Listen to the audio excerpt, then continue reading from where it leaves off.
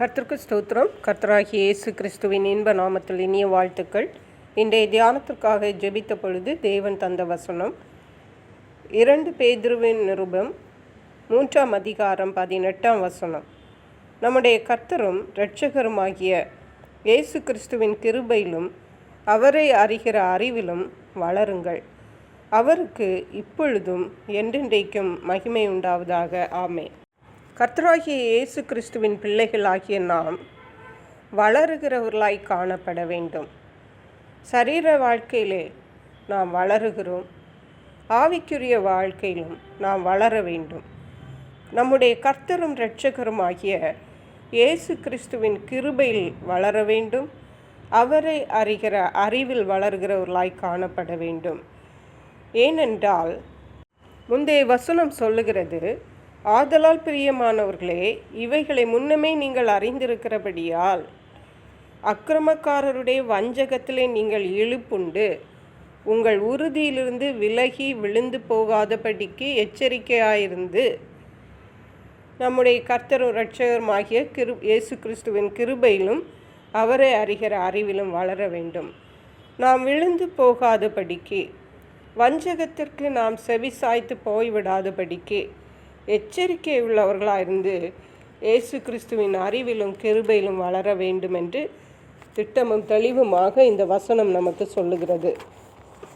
அதாவது 2 கொரிந்தியர்கள் நிருபம் 13ஆம் அதிகாரம் 11ஆம் வசனம் சொல்லுகிறது, நான் குழந்தையாக இருந்தபோது குழந்தையைப் போல பேசினேன், குழந்தையைப் போல சிந்தித்தேன், குழந்தையைப் போல யோசித்தேன்.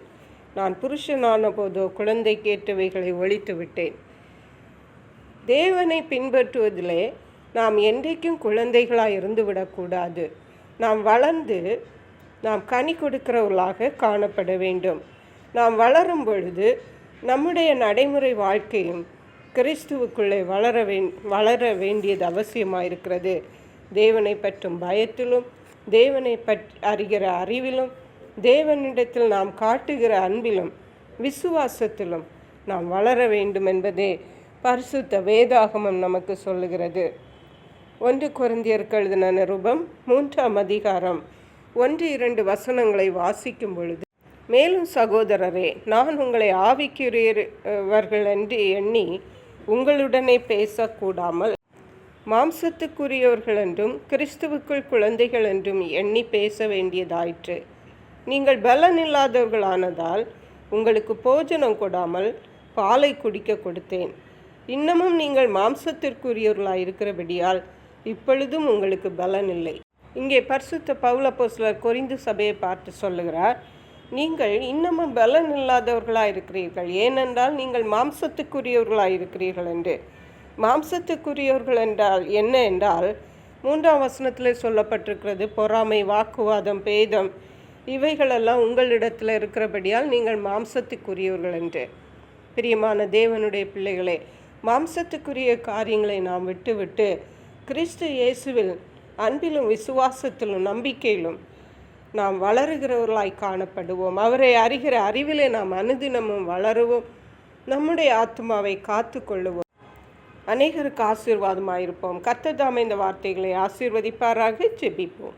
எங்களை கிருபையை பாதுகாத்து வழிநடத்துகிற எங்கள் அன்பின் தகப்பனே, இந்த ஆசீர்வதிக்கப்பட்ட இந்த நல்ல நேரத்துக்காக உமக்கு நன்றி. இந்த வேளையிலும் நாங்கள் கிறிஸ்துவிலே குழந்தைகளாயிராமல் கிறிஸ்துவிலே வளருகிறவர்களாக, கிறிஸ்துவின் அன்பிலும் விசுவாசத்திலும் கிறிஸ்துவை அறிகிற அறிவிலும் நாளுக்கு நாள் நாங்கள் வளர, கர்த்தர்க்கென்று நல்ல கனிகளை கொடுக்க, வஞ்சகத்திற்கு வழுகி போகாதபடி எங்களை காத்து கொள்ள கர்த்தர் உதவி செய்துள்ள வேணுமாறு ஜெபிக்கிறோம்.